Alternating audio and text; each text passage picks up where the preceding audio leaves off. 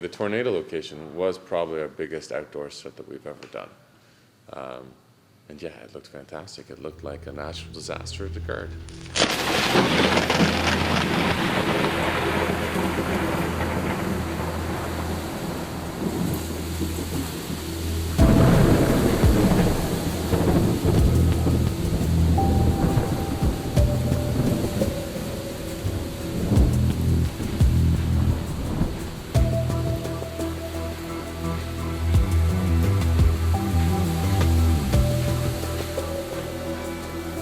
I'm a strong believer that you're only as good as the team that's behind you. And the tornado is a perfect example of the team that I'm working with now really were the stars of that particular episode. I'm Andy Lowe. I'm the set decorator on Lost Girl, and we're preparing a tornado aftermath scene.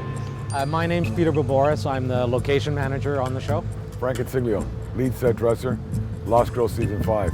You really do have to rely on your team to find as much as they can and have the resources to be able to do that.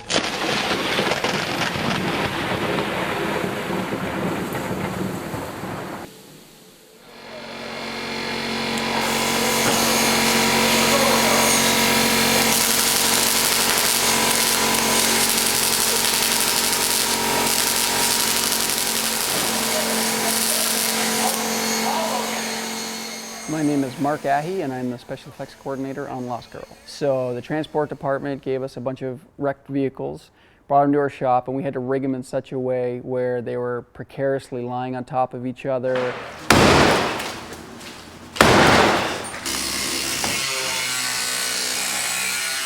We had to build spark generators and a bunch of props that they could interact with that looked dangerous, but when in reality were safe. So we just had a bunch of labor at the shop, fabricating stuff, building cars.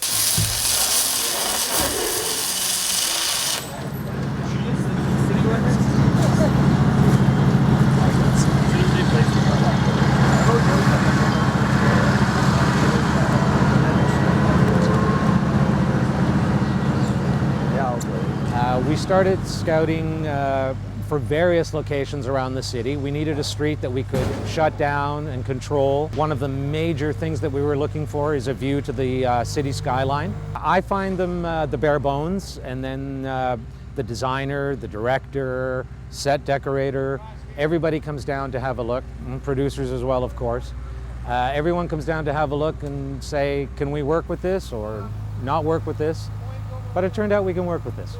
I drove by North Queen and they were demolishing a building there. And I asked one of the fellows there what was going on with all the material and that we can rent the material for a scene.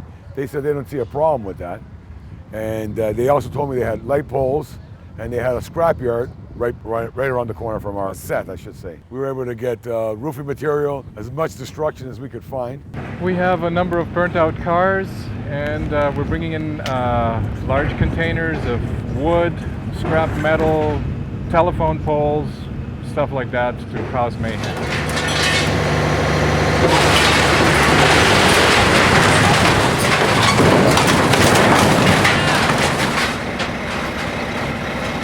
You know what? The weather's perfect because it's supposed to be after a tornado, so it's going to be awesome.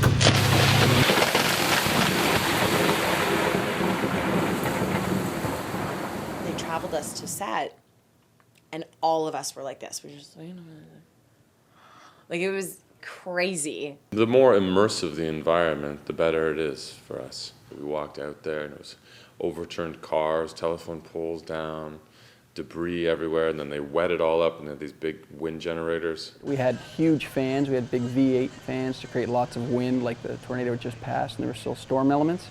So, blowing lots of debris at them. We had our spark generators that we were, sparks that were going 4 to 6 feet in the air that we were staging our actors close to. So it all looked, on camera, looked really good. So it was a completely realistic environment, so we were able to respond very naturally. The sparks are going to be going this way. There's no one in that area. I was trying to collect the vegetables though, because they had this cabbage on set, and Chris was like, if you just rip the top part of the cabbage off, you can still use the cabbage. And me in my Poe actor mind, I was like, oh yeah, like I could totally, I should hoard this cabbage, like make soup. There's a scene with one of the damaged vehicles where there's a family inside, where Dyson basically tries to get them out, and there's where he rips a door open. Well, you just don't do that.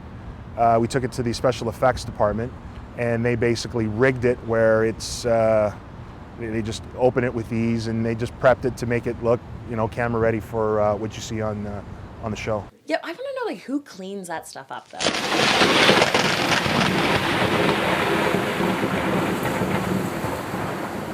I think it will take a full 12 hours to clean up after this mess.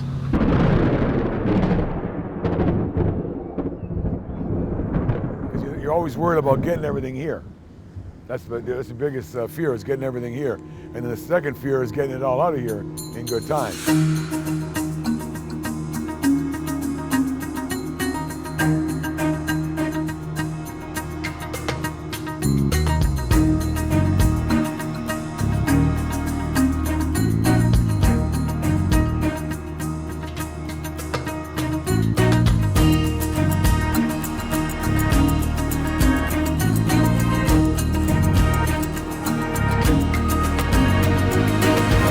And then when you see it, I guess when I see it on camera, when I actually see it on TV, then I can actually say, hey, I remember that.